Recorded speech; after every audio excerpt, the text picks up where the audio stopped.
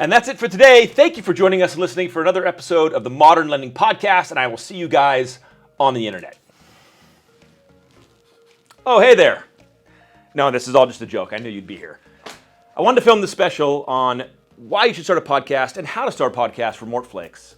And as we dive into podcasting, it's become so buzzy. It is a little bit, people think there's a large barrier to entry with podcasting, but it's much more simple than you think, and there's actually a really strong reason on why you should consider podcasting.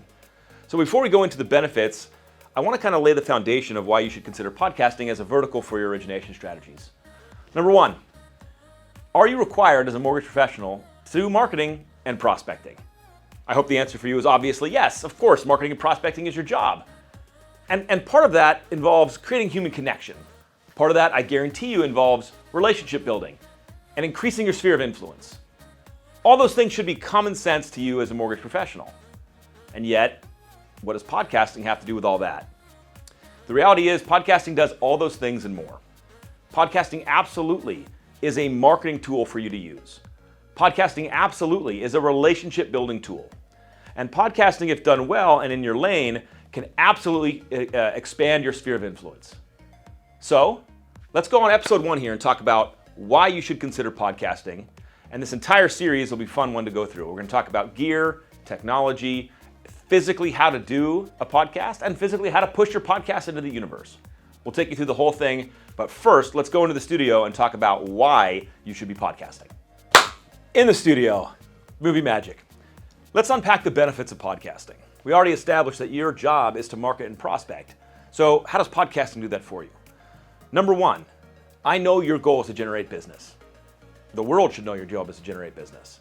And podcasting is a platform to do that.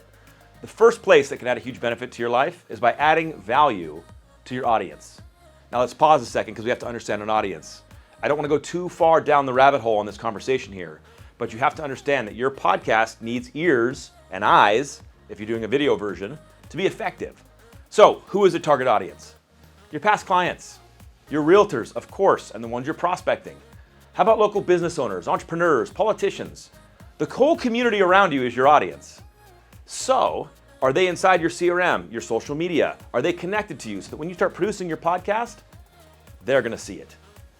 Make sure you're focusing on building that, and there's other strategies for that I can help you with anytime. Just send me a direct message. But first you have to understand once your audience is there, you get to add value with your podcast. By bringing on professionals, industry experts, people that have insight that can help your audience navigate the complicated home buying process. It's an incredible way to add value to your audience to generate business. The second thing a podcast allows you to do is to showcase your expertise. Now we'll talk later about having experts on actually helps make you the expert, but inside a podcast, you get the chance to share your own commentary, your own thoughts with a guest, and often allow that to showcase your expertise to your audience. It builds credibility over time. Another amazing benefit of podcast is the development of your personal brand. We understand that brands are not built in a single moment. They're built through repetition and consistency. Think of your favorite insurance commercial. Did that commercial just pop into your head because you saw it one time? No. You saw that commercial repeatedly, over and over, and it built that headspace, that brand stickiness. And a podcast does the same thing. The last benefit of a podcast in connection to brand building is extremely powerful.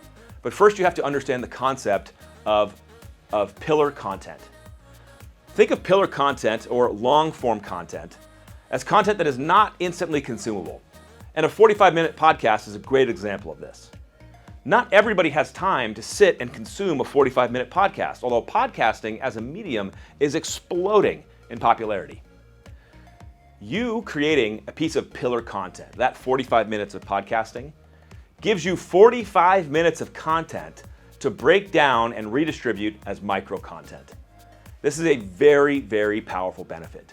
I hear loan officers and people all the time tell me, Alec, I see you everywhere. You're on social media all the time. How do you have time for your job?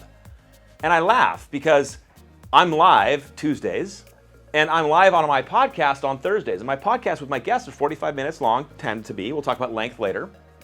But from there, the micro content is almost endless. You can take snippets of your conversations that stood out. You can take a quote that stood out and put it on a graphic of the podcast. You can take a frame shot and share that across Instagram and Twitter. You can take just the audio commentary and snip that and use that as another piece of content. Right now, you can stretch pillar content to 20 to 30 additional pieces of content for your message.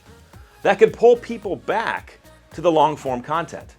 Hey, they listened to that one quote and they're like, that's exactly what I needed to hear today. I want to go back and listen to that podcast. Or hey, I knew about it, but I forgot, I didn't have time to get the whole podcast. And now that I just saw that reminder from that graphic, I'm diving back in to finish it. The benefits of a podcast are astronomical.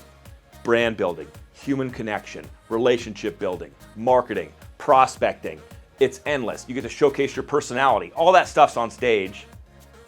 And to me, it's a no-brainer. So, let's go to the next topic about what should your podcast be about? So what should your podcast be about? This, in my opinion, is one of the most crucial questions you need to ask, but it's also the question you don't need to have answered yet. And I'll explain that in a second. First of all, what do you want to accomplish with your podcast? Now, we talked about generating brand and exposure and connections and networking, but the end result, dollars and cents, what are you trying to accomplish? I guarantee a lot of you are going to say leads. You want leads. You want to have new mortgage opportunities. Fantastic. So what should your podcast be about?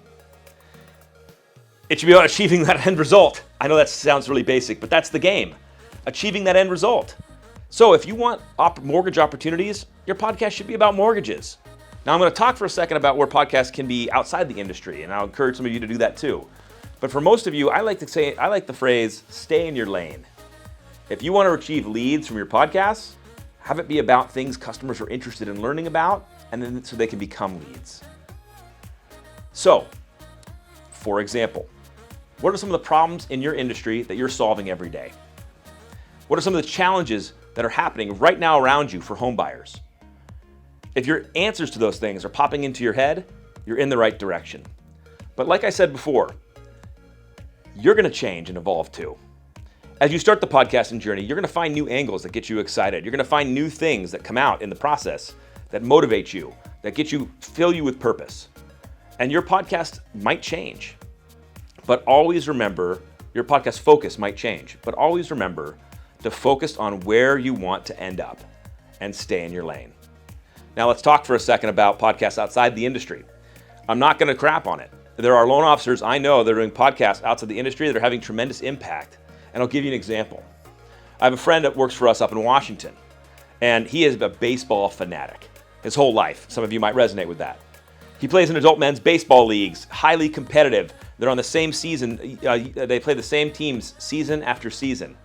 And so he started a podcast with some friends on baseball. Now, in that process, I asked him, how many loans are you getting from this? His whole business has almost shifted to where all of his leads now are coming from this new opportunity. Because inside that podcast where he's sharing about baseball, he's branded. They know he's a mortgage professional. They know what he does. The power of human connection cannot be understated. People like to work with people they know and trust. And guess what he's creating through that podcast on baseball up in Washington? He's creating connection and he's building trust. So when they have mortgage questions, they know where to ask. So if you're going to do a podcast about something outside the mortgage industry that you're passionate about, that you love, do not be afraid to strategically brand yourself as a mortgage professional. Let people know. You don't need to throw it in their face, but definitely let people know the professional you are. But saying all that, I would still encourage you to stay in your lane and play in the mortgage space. And before I forget, we get onto the final segment here. How long should your podcast be? That's an important question. As we discussed earlier, pillar content needs to be long enough to be able to create that micro content. And I think you're going to be shocked and surprised when I tell you that most podcasts are going to easily be 45 minutes. If you do the legwork and you have some pre-processed questions for your guests, people love to talk about themselves. It's just a fact. And if you bring them in and give them a platform to talk about themselves, that 45 minutes is going to be gone in a snap. So my encouragement for you is to don't hold yourself back. Shoot for that 45-minute mark, but also at the same time, don't be afraid to pull it if the conversation is done.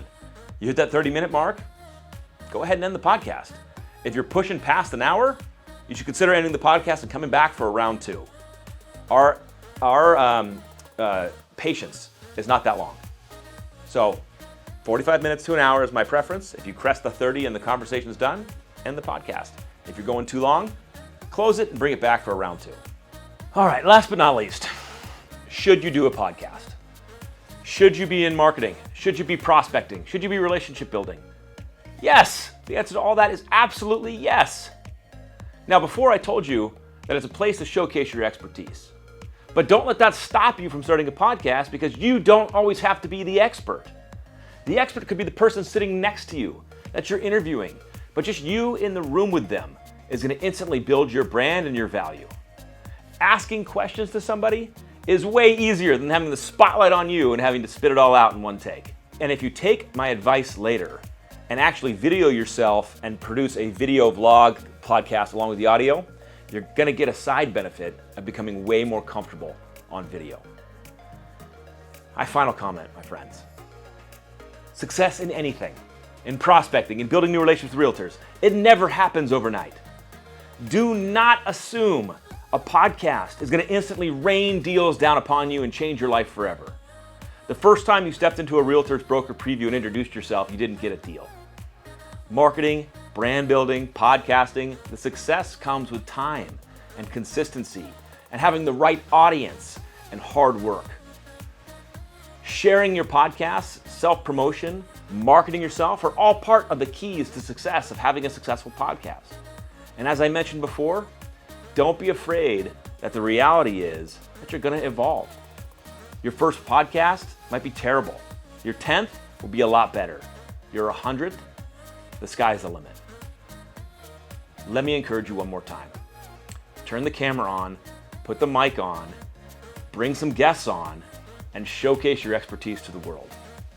Starting a podcast could very well be the thing that changes your life.